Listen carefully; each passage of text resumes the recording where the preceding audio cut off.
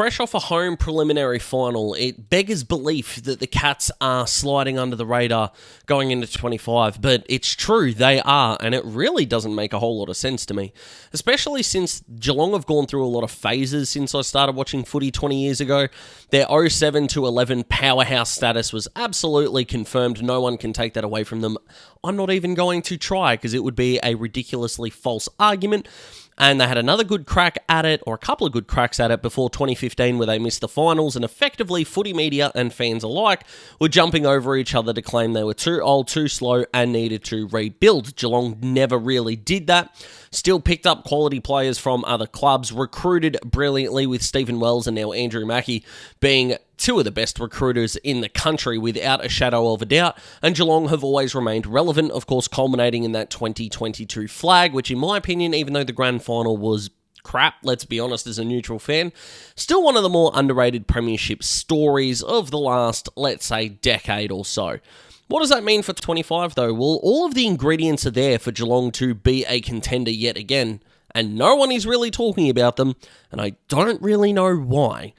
Considering the way they played the game last year and what they were able to do from a numbers perspective, as well as their two new recruits, I just can't really see where the drop-off is going to come. Granted, not many people are predicting them to slide a whole lot, but even if you think the Cats at this point in time are, say, a 6 to 8 kind of ranking is ridiculous to me, and add in the fact, and not many people are talking about this either, they have an extra home game at GMHBA Stadium. So granted they're going to play 9 games there next year, they effectively can go 8-1 or even 7-2 if you want to, and then all they need to do is go 7-6 for the remaining games, and you've automatically got a final spot there, and probably need to go 8-6 or maybe 9-5 depending on their home record in order to get a top 4 spot. I don't think that's going to be too far-fetched for them, to be perfectly honest, and considering some of the competition that they're going to have down there at GMHBA Stadium, that home record is going to look all the more impressive. But across the board last year, Geelong were playing some frighteningly good football, and let's start with the midfield mix because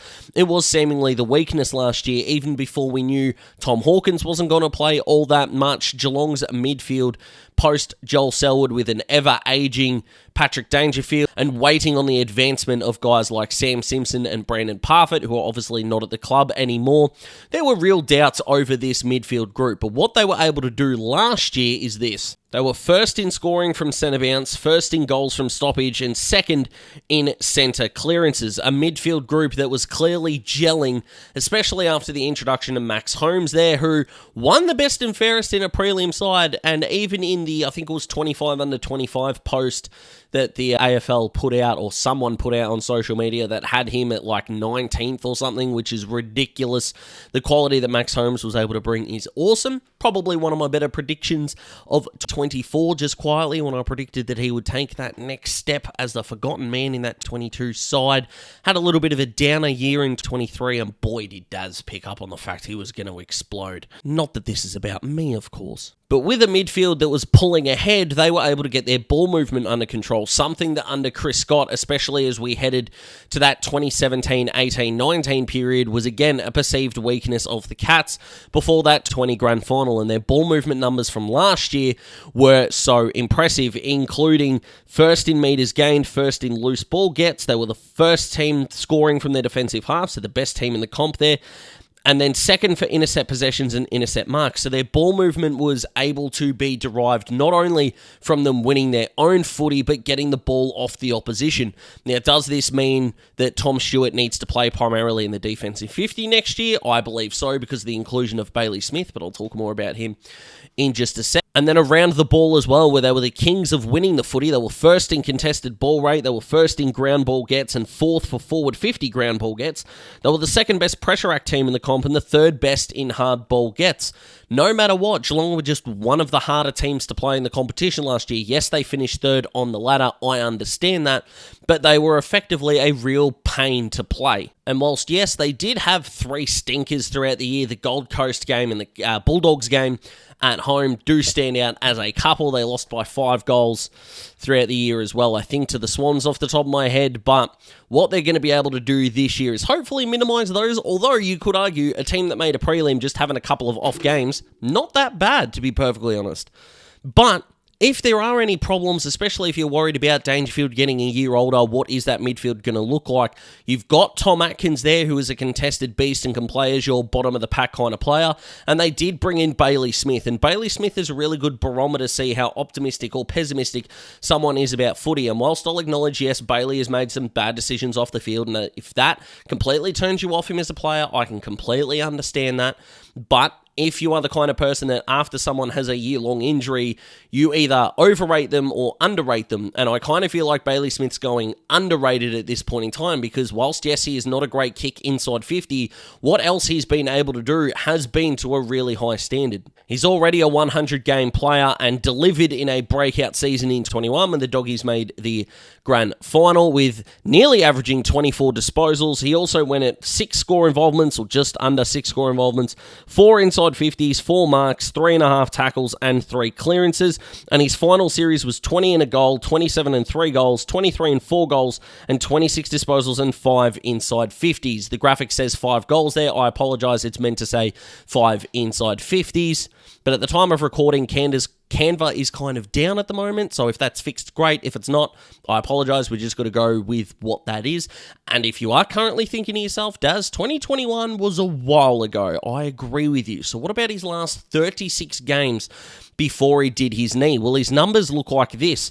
We're looking at 26 disposals, 5 inside 50s, and 4 clearances. This is not a scrub that is being added into Geelong's lineup. And even someone like Jack Martin, who at 30 years of age is only averaging just under a goal a game, what is he going to bring to the table? Well, when you consider what they've been able to do with a guy like Tyson Stengel, for example, who knows? I'm not suggesting he's going to be an All-Australian forward, but is it totally out of the realm of possibility that Jack Martin kicks 25 goals this year?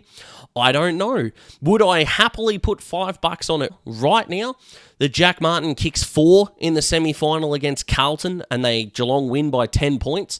Yeah, I absolutely would put that on my sports bet, my dads, whoever wants to offer me odds on that, I will absolutely take it, because it just seems like something that A, would happen to a new recruit at the Cats, and B, let's be honest, it's the kind of thing that would happen to Carlton. But this isn't a team that you can say are too old, too slow anymore. Now, of their over 30s, the only one that I disagree with being a best 22 player of those that were consistently best 22 players last year is Reece Stanley. You've got Toby Conway on your list and at some point needs to be set free. You've also in the last 2 drafts drafted Mitch Edwards and Jacob Mollier, so you do at some point need to get a young ruckman in there.